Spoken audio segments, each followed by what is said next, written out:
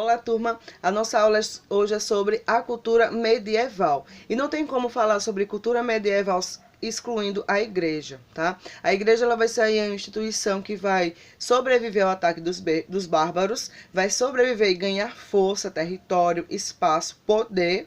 E ela vai ser a instituição mais poderosa durante a Idade Média, tá? Vamos ver como é que ela vai se tornar assim tão poderosa. A igreja, quando os bárbaros começam a invadir a Europa, ela vai, junto com os nobres e os senhores feudais, voltar para o campo e reorganizar aquela sociedade que estava fragilizada.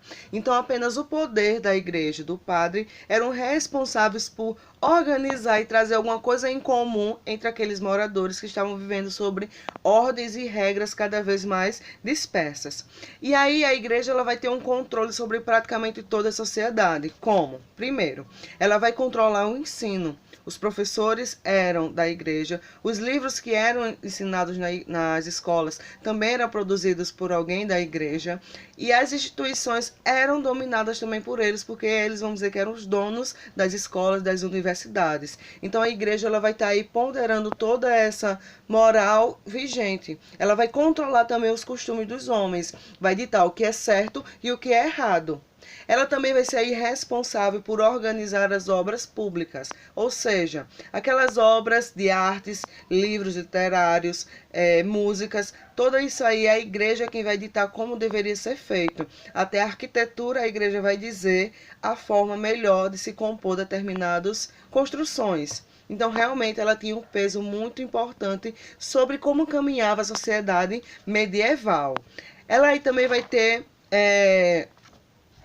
uma união com os nobres, tá? A gente viu que quem estava nas hierarquias era o clero, os nobres e os camponeses. Então, a igreja também tinha um fator muito importante naquele processo de vassalagem e suzerania, porque ela dava o poder espiritual, enquanto o rei concedia o poder temporal. Então, também ela vai estar ali junto do contexto político. Então a igreja e os nobres eram detentores do poder e do saber. Pouquíssimas pessoas durante a Idade Média sabiam ler e muito menos escrever. Então quem tinha esse poder eram os nobres, ou seja, os ricos, e a igreja, porque era ela que regulava esse ensino. E aí a maioria dos livros também que eram fabricados em latim, grego ou hebraico. E isso aí prejudicava aqueles que já não tinham nenhuma noção sobre a língua local. Imagine saber ler latim ou hebraico. Então a Idade Média vai criar uma visão de mundo que vai ser voltado para a imagem de Deus. É o que a gente chama de poder teocrático. A igreja ela vai aí administrar quem era o rei que ia assumir o próximo cargo. Então, o rei que estivesse ali no governo era sobre vontade divina, porque o Papa, ia conceder uma bênção sobre ele. Então, é essa a ideia que a Idade Média vivia. Vivia sobre os dogmas, sobre as leis que a Igreja Católica pregava sobre esses povos. Ela vai exercer aí um poder muito grande, tá? Como eu disse, ela vai estar aí nas funções espirituais, mas também ela vai se envolver nas questões políticas, como eu acabei de falar. Para poder um vassalo ser de alguém, né, o suzerano tem um vassalo, era necessário também o Papa dar a ordem espiritual para aquele homem. Se ele não recebesse também a ordem espiritual do Papa, não poderia haver aquela relação de suzerano e vassalo. E aí esse clero também ele não é uma instituição unânime, eles não são um único povo. Eles também sofriam divisão. A gente chama de clero regular, que vem de regras, e clero secular. O clero regular era aqueles que viviam nos mosteiros enclausurados, que não tinham contato com a vida mundana. Eles eram os principais responsáveis pela confecção dos livros. E tem o clero secular, que eram aqueles padres que viviam em contato com as pessoas no mundo. Eles eram responsáveis também por cobrar os dízimos, levar a palavra de Deus para as pessoas mais carentes. Então havia essa divisão e uma forma de vida diferente dentro do clérigo. E os limites do poder da igreja não se bastava apenas no poder espiritual e no poder político. Ela também tinha influência na economia.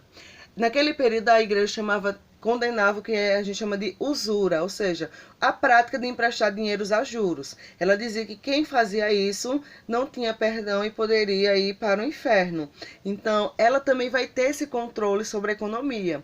Outra questão também que ela vai mexer com a economia é que ela dizia que havia o preço justo, ou seja, o comerciante ele poderia vender o seu produto a um preço muito abaixo do que ele vendia para que não estimulasse o lucro. Ele não precisava daquele lucro, ele precisava apenas vender aquele produto e aquela pessoa que necessitava daquele produto comprar. Então, era preciso vender um determinado produto sem o preço muito exacerbado, porque aquele lucro que aquele comerciante ia ter era pecado. E isso incomodava muito uma classe que estava em emergência, que era a burguesia, e estava incomodando seus negócios, porque eles não conseguiam ter liberdade econômica para estipular os preços que iam ser colocados em seus produtos.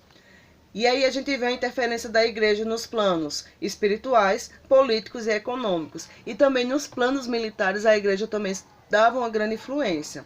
Ela ditava os lugares que ela chamaria de lugar de paz. Seriam espécies de cemitérios, lugares santos onde ali não poderia haver guerra. E também chama trégua de Deus o período em que a igreja ditava que não podia haver guerra ali. Era mais ou menos o período da Quaresma, Páscoa, que não poderiam guerrear. Então aqueles exércitos, aqueles reinados deveriam obedecer esse poder da igreja. Então imagine o quanto ela estava poderosa e estava incomodando principalmente o poder dos reis e da burguesia, que eram os primeiros que ela estava ali cutucando e incomodando.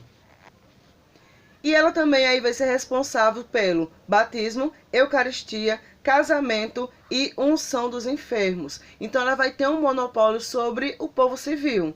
Só casa quem passar pela igreja, só é batizado quem passar pela igreja. E para poder ser batizado e considerado um cidadão, tinha que ir para a igreja. Então o poder dela estava tamanho. Ela cresceu muito durante a Idade Média.